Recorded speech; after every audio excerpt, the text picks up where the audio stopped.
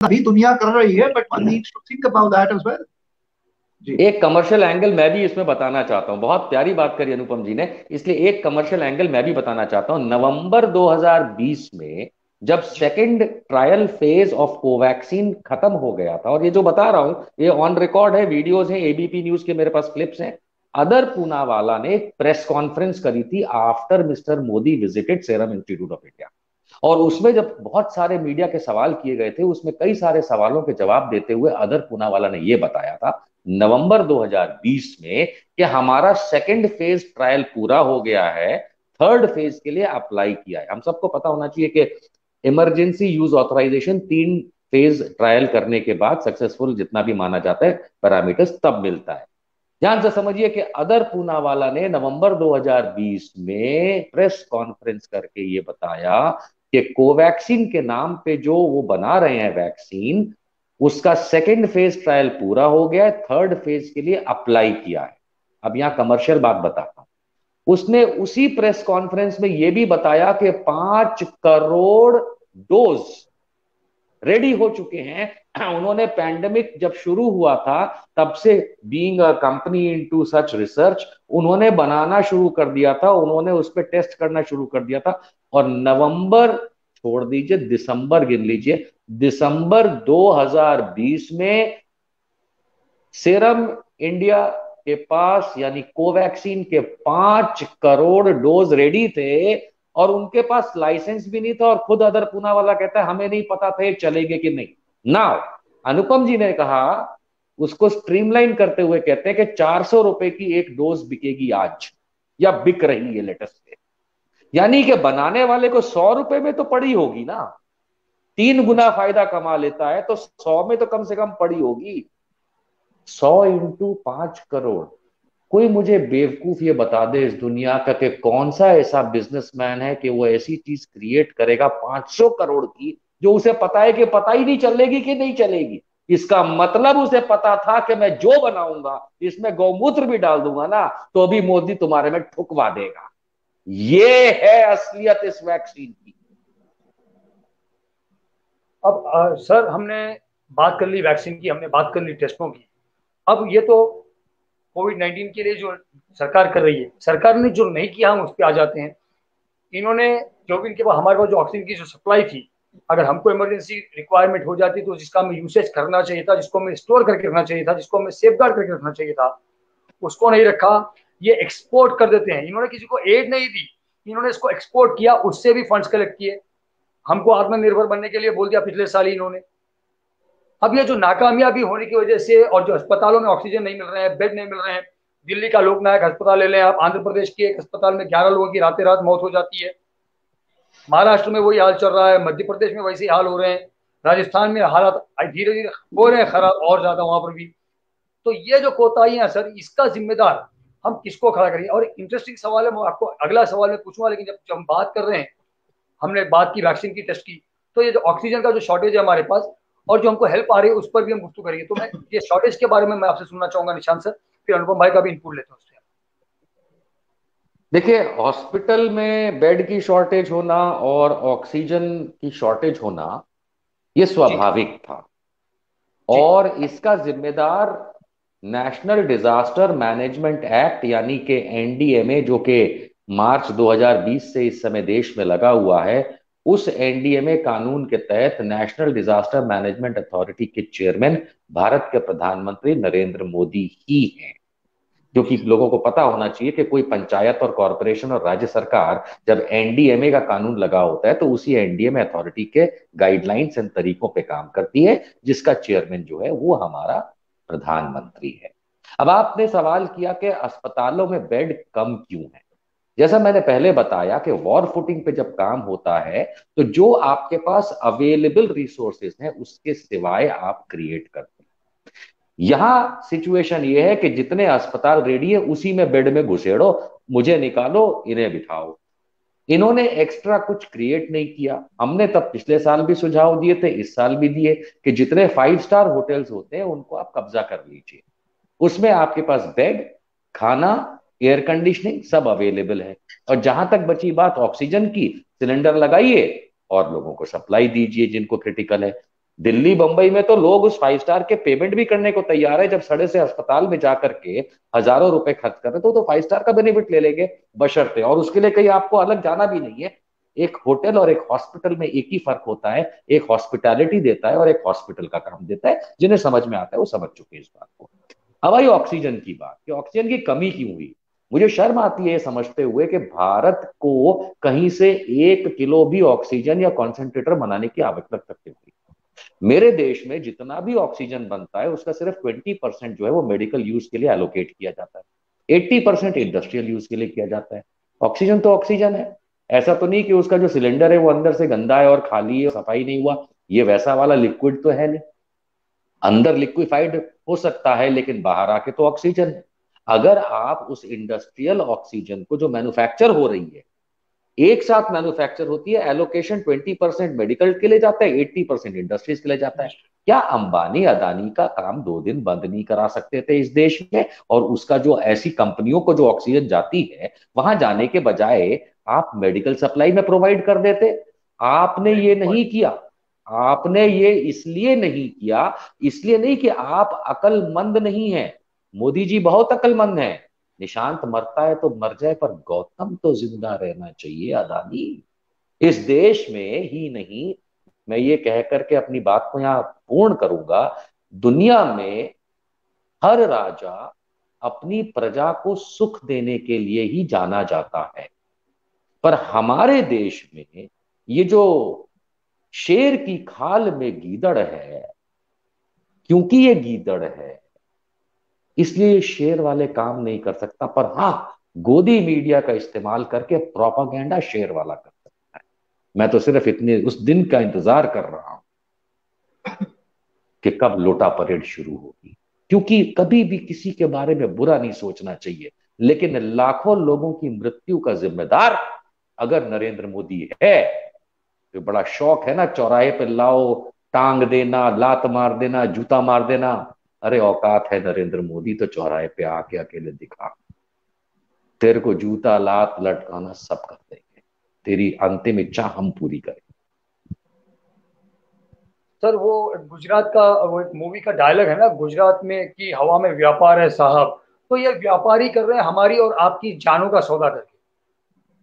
ये आए हैं गुजरात से ये व्यापारी डायलॉग कर रहे हैं, तो बाजी अनुभव है, मत ये ये नहीं। ये डायलॉग बाजी है। ये खाली मैं एक बात कह दूं, गुजरात का नाम लिया, 30 साल गुजरात में रहा हूं। गुजरात में व्यापारी इतने नहीं है जितना प्रोपागेंडा है।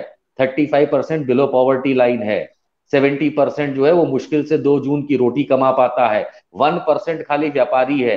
हर दुकान वाले को व्यापारी अगर क्लास में ला दोगे तो उससे ज्यादा व्यापारी तो यूपी में है।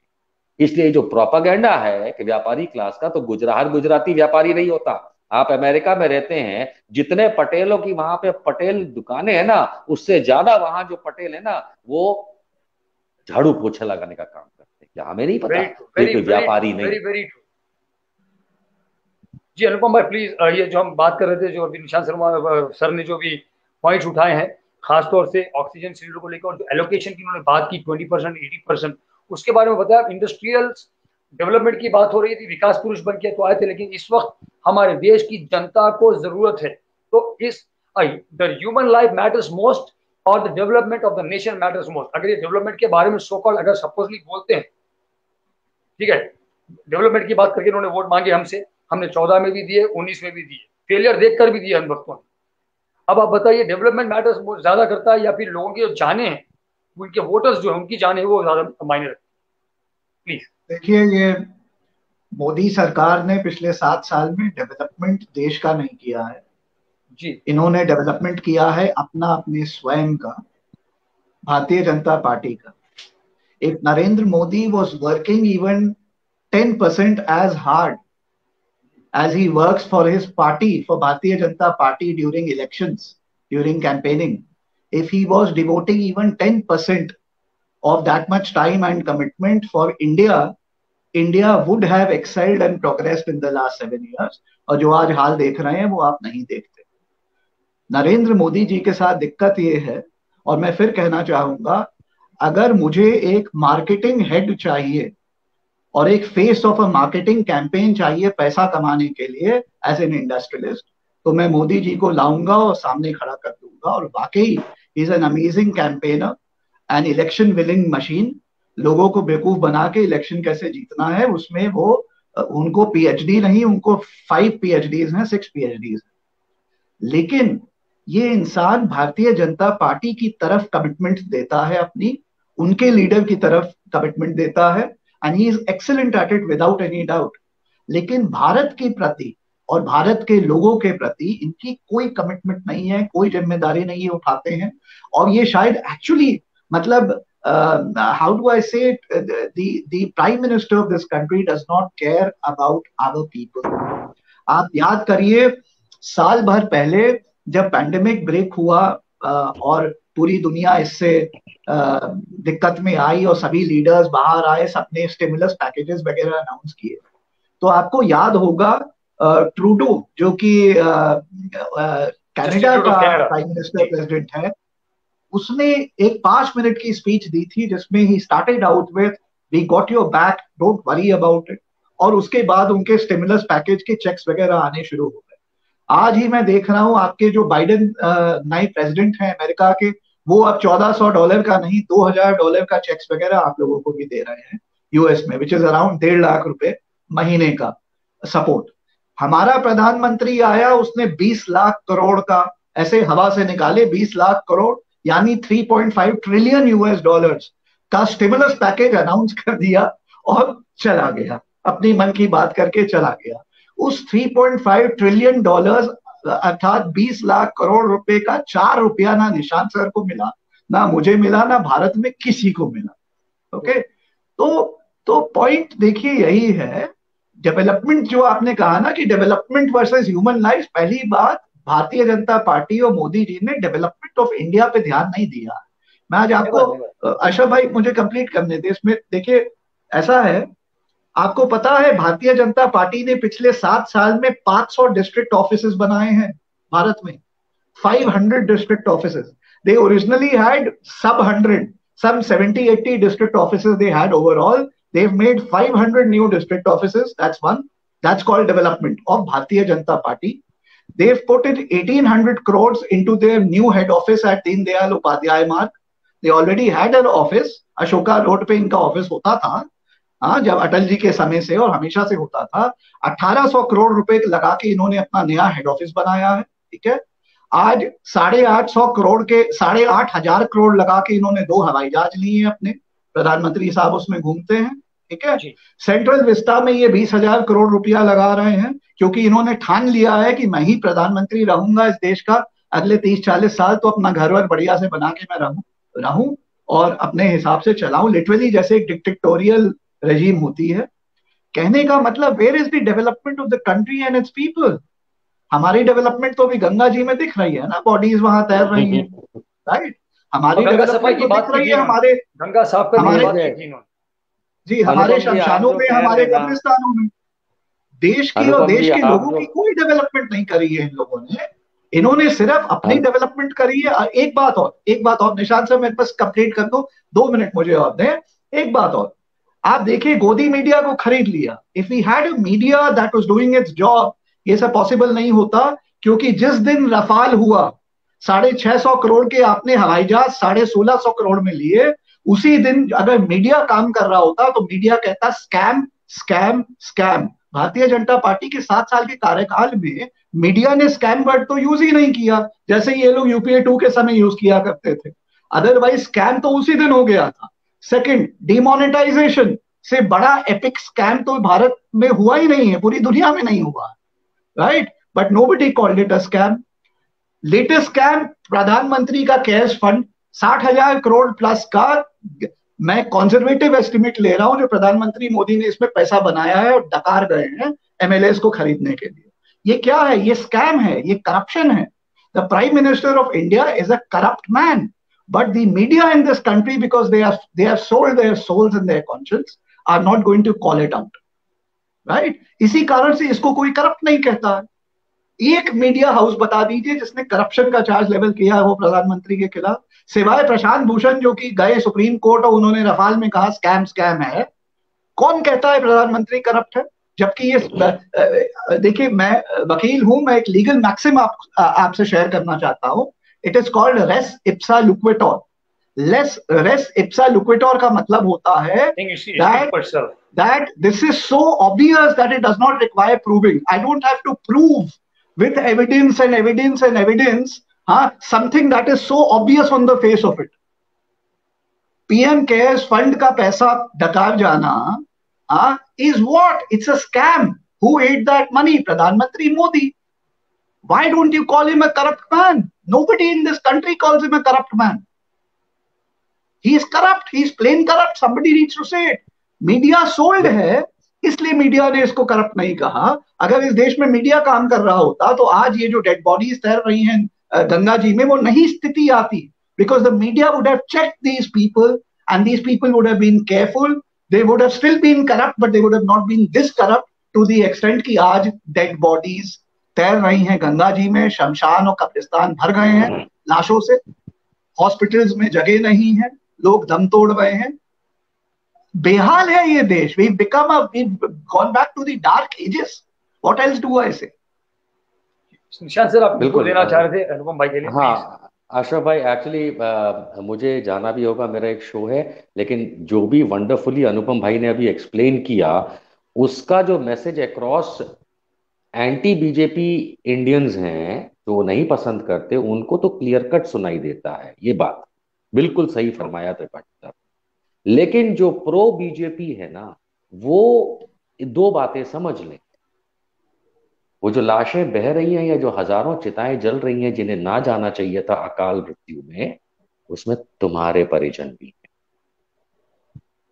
और फिर भी अगर तुम ये बेवकूफों की तरह किसी गधा प्रेरित को सर पे बिठाओगे, तो तुम्हारे लिए सिर्फ एक ही लाइन है जो कई सालों से कहता आया हूं, बंदर चुनोगे तो सर्कस ही देखो। इसमें अगर किसी को समझ में आ जाए ठीक है, और ना आए तो युगों युगों से धरती चली आ रही है, हर बार राम आता है और रावण का नाश करता है। रावण साधु बन जाए भेष लगा के तो भी अंत में मारा ही जाता है। असली राम पहचानो और रावण को उसका विनाश करो। मैं इजाजत लूंगा, मेरा एक और अंधभक्तों के लिए एक छोटा सा संदेश एक ही लाइन में। जो अंधभक्त अपने देश की कोविड लहर, कोविड के प्रॉब्लम्स को छोड़कर इजराइल का साथ देने के लिए, उनके लिए एक लाइन का मशवरा सिर्फ आपकी शब्दों में, जैसे लैंग्वेज आप इस्तेमाल करना चाहिए, you are free to do sir, whichever language you like. नहीं, मैं भक्तों वाली लैंग्वेज नहीं यूज करूंगा, मैं भारतीयों वाली लैंग्वेज यूज करूंगा। और भारतीयता की लैंग्वेज जो है उसमें बनारस की लैंग्वेज भी यूज कर सकते हैं, भारत में ही है, मोदी जी की कॉन्सिक्वेंसी है। 1977 में अटल बिहारी वाजपेयी ने साफ कर दिया था कि इजराइल को फिलिस्तीन के कब्जे वाली जगह छोड़नी पड़ेगी।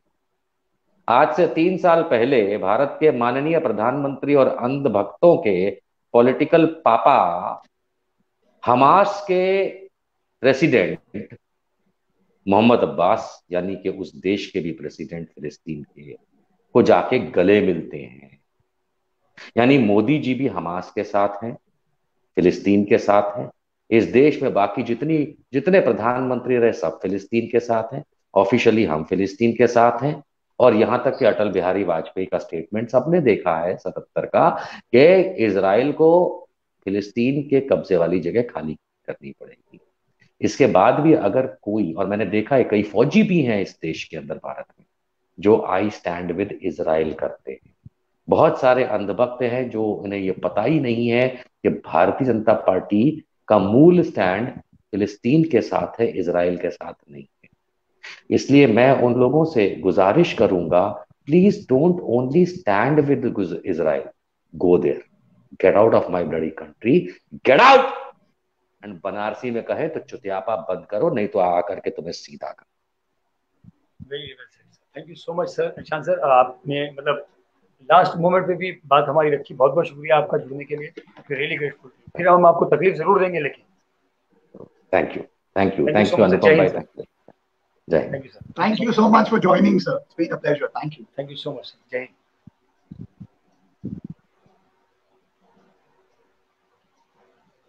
निशांत सर को हमने सुना, और जो सवाल मैंने निशांत सर से किया अनुपम भाई, I would like to ask you the same question. वो अंधभक्त जो हमारे देश में इस वक्त जो हालात चल रहे हैं, उन हालात को लेकर वो फिक्रमंद नहीं है, लेकिन उनको फिक्र ये जरूर हो गई है कि हमको इजराइल के साथ में जाना है, क्योंकि वहां पर, क्योंकि हिंदुस्तान में भी ये अनुभव ज्यादातर एक पर्टिकुलर कम्युनिटी, और मैं खुले में बोलूंगा, हम यहाँ पे करते तो नहीं, खुले में बोलूंगा कि अनुभक्तों की जो कम्युनिटी है, जो ये कौम है अनुभक्तों की, क्योंकि these are not Hindus, these are not Muslims, these are not even Indians, ये हैवान है, ये अनुभक्त जो हैवान है, ये इनको कोविड क्या चल रहा है, यहाँ पे अपने खुद के परिजन मर रहे हैं, मरे, हमको इजराइल के साथ खड़े होना है। तो ये छोड़कर वो करें, तो मैं चाहूंगा कि एक लाइन में आप इनको, चाहे उसको लीगल लैंग्वेज आप इस्तेमाल करें, या फिर हमारे निशांत सर की तरह आप अगर चाहें तो आप बनारसी लैंग्वेज भी इस्तेमाल कर सकते हैं, और फिर मैं हैदराबादी में भी बोलूंगा। तो मैं चाहूंगा कि आप एक लाइन में अनुभक्तों को थोड़ा संदेश इसके बारे में कि भाई इनको फिक्र क्या करनी चाहिए, जो कर रहे हैं गलत कर रहे हैं। जी देखिए ऐसा है मैं अनुभक्तों को ये कहना चाहता हूँ जी कि आप सेडिस्ट्स बन गए हैं, जो आपकी घृणा और नफरत है मुसलमानों के खिलाफ, चाहे वो इंडिया में मुसलमान हो चाहे पूरी दुनिया में हो, उस घृणा और नफरत के कारण आप यहाँ पे इजराइल के साथ खड़े हैं, यही सच्चाई है। ठीक है, रही बात इजराइल की, अनफॉर्चुनेटली देखिए अनभक्तों की आईक्यू इज सब 50 लेवल्स। ठीक है, अगर इनकी मैं अकल होती, आईक्यू बहुत बड़ी बात है, जीके नहीं है जीके नहीं है, आईक्यू नहीं है। तो देखिए ऐसा है, ये लोगों को बैकग्राउंड ही नहीं पता है कि इजराइल जो है वो कॉन्स्टेंटली, इतना सा देश है लेकिन एक्सपैंड करते रहता है। अगर आप बैकग्राउंड में जाए तो यूएन के समय जितना ज्योग्राफिकल एरिया इजराइल को दिया गया, उसके बाद इजराइल वहां से कॉन्स्टेंटली एक्सपैंड करता गया यूएस की डायरेक्ट सपोर्ट के कारण। ठीक है, and it's always been expanding. आज इजराइल की जो जितनी ज्योग्राफिकल टेरिटरी उसने ले ली है, ये बाकी मुल्कों की है। ठीक है, पैलेस्टाइन पे जबरदस्ती कब्जा किया हुआ है। ये सब सारी चीजें अंधभक्तों को नहीं समझ में आती हैं। उनकी जो पूरे ये कॉन्सेप्ट है that I stand with Israel is because it comes from the background of their hatred against Muslims, जो कि पैलेस्टीनियंस मुस्लिम्स हैं, इजरायलीज जूज हैं। तो इनको क्या करना, इनकी हेट्रेड है मुसलमानों के खिलाफ, चाहे वो इंडिया में हो चाहे वर्ल्ड ओवर हो। तो जहां भी मुसलमानों के खिलाफ कोई एक्शन हो रहा है, ये वहां पे खड़े दिखते हैं। यही है सच्चाई। अंधभक्तों की सबसे बड़ी असलियत, इजराइल इशू से अगर मैं उठ के यहाँ इंडिया में करंट कोविड सिचुएशन में आऊं, तो मैं ये लगातार बोल रहा हूं और आपके प्लेटफॉर्म पे बोलना चाहता हूं, this will explain who these अनभक्ट्स आर। अशरफ भाई देखिए, ये अनभक्त ऐसे हैं जो अपने परिवार के लोगों को, इमीडिएट फैमिली के लोगों को भी प्रभु को प्यारे करके, because of Covid and mismanagement of the central government, वो लोगों की जान का नुकसान होने के बाद भी ये उनमें से हैं कि अगर खुद भी मर गए कोविड में because of Modi and his mismanagement and government of India's mismanagement, तो भी ये भूत बन के आएंगे 2024 में, मुझे और आपको कहेंगे आएगा तो मोदी ही, और ईवीएम पे जाके भूत बन के जाके वोट करके आएंगे मोदी जी के लिए। इस लेवल की इनकी कमिटमेंट है for Modi ji, for the lack of brains. इन लोगों में अकल नहीं है। ये अपने परिवार को त्याग देंगे, अपने को त्याग देंगे, कुएं में कूद जाएंगे, मर जाएंगे, लेकिन आएगा तो मोदी ही करेंगे। ये इनकी मानसिकता है। These people are crazy. On A lighter note, मुझे समझ में आ गया है कि मोदी जी को स्वर्ग पे भी हुकूमत करनी है, इसीलिए अनभक्तों को भी वहां पे भेज रहे हैं कि वहां पे भी मुझे वोट पड़ेंगे और मैं अपनी सत्ता वहां पे जमाऊंगा। करेक्ट। अब स्वर्ग होगा वो चाहे नर्क होगा वो अलग बात है, बिकॉज रियली देखिए आज ऐसा है, आपने देखा होगा अशरफ भाई, अब मैं नो होल्ड्स बार्ड मैंने एक पोजीशन कर ली है कि भाई ये मोदी जी को 7 साल जेल लिया, अब गंगा जी में लाशें तैर रही हैं। इस आदमी को he does not have the moral conscience anymore to be leading this country. If he does not resign, I don't recognize this man as the Prime Minister of India or as the leader of this country. As simple as that. I am a proud citizen of India, but I don't recognize Narendra Modi as the Prime Minister of India. He's an absolute dum-dum who should resign if he has any shame, and get out and let somebody else lead the country. As simple as that. And we Indians, we citizens of the country really have to take charge. Otherwise, देखिए लाशें बह रही हैं गंगा में, we don't want to be the next one. सीधी सी बात है भाई, यहाँ सर्वाइवल की बात है। मैं अपनी जान नहीं गंवाना चाहता और गंगा जी में या शमशान में कल अपने को पाना चाहता हूँ, not at all. I care about my life. I love this country more than Narendra Modi ever will. And I'm calling out this dum-dum that this whole pandemic and all these lives lost are because of his doing, and he does not have the moral conscience today, okay, or the any sort of moral ground to lead this country anymore. As simple as that. अगर हम Israel की बात, ये लो IQ वालों को और no GK वालों को, इनको तो इतना जीके भी नहीं होगा कि GK what GK stands for वो भी पता नहीं होगा इनको, इतना जीके भी नहीं. तो इनकी सामान्य ज्ञान को, अगर हिंदी समझते हैं तो इनके सामान्य ज्ञान को बढ़ाने के लिए मैं एक छोटा सा एग्जाम्पल देना चाहता हूँ. आप ये समझ लें कि किसी होमलेस को आपने उठा के घर पे लाया कि भाई बेचारे के पास रहने के लिए छत नहीं है, उसको लाया और अपने हमाम में उसको सोने की जगह दी, हमाम में सोने की उसको जगह दी. तो आहिस्ता आहिस्ता वो हमाम से किचन पे कब्जा किया उसने, फिर लिविंग रूम पे कब्जा किया, उसके बाद में उसने बेडरूम पे कब्जा करके तुम्हारे बेड पे से तुमको ही लात मार के बाहर कर दिया. That's the story of Israel.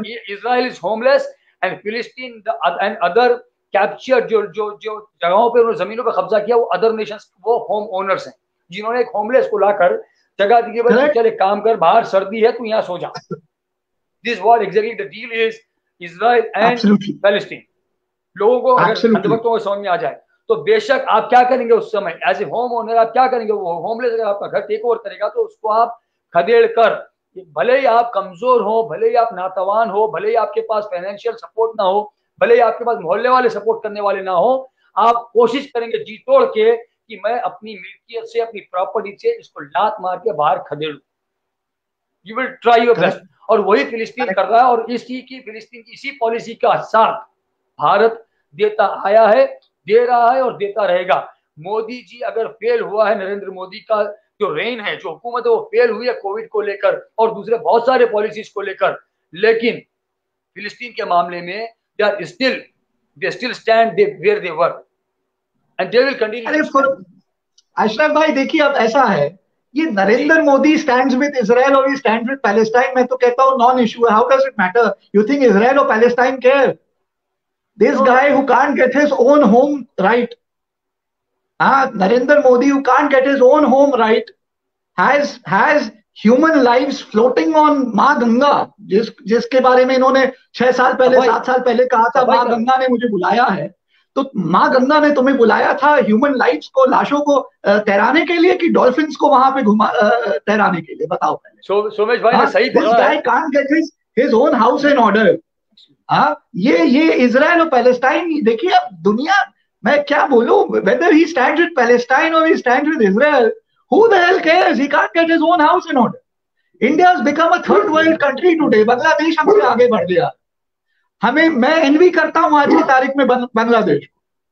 Bangladesh is a better off nation than us. It has a better leader than us. आज की तारीख में तो इमरान खान, पाकिस्तान पहले होता था एंटी नेशनल हो गए, पाकिस्तान की वाहवाही कर दी. अरे Pakistan is better off than us यार. We have a terrible leader. Pakistan में इमरान खान एटलीस्ट कुछ तो कर रहा होगा, इससे तो बेटर नहीं कर रहा होगा. मुझे पता है ये सब मेरे कहने के बाद मुझे एंटी नेशनल बोला जाएगा. भाड़ में जाए एंटी नेशनल, मुझे सर्टिफिकेट नहीं चाहिए.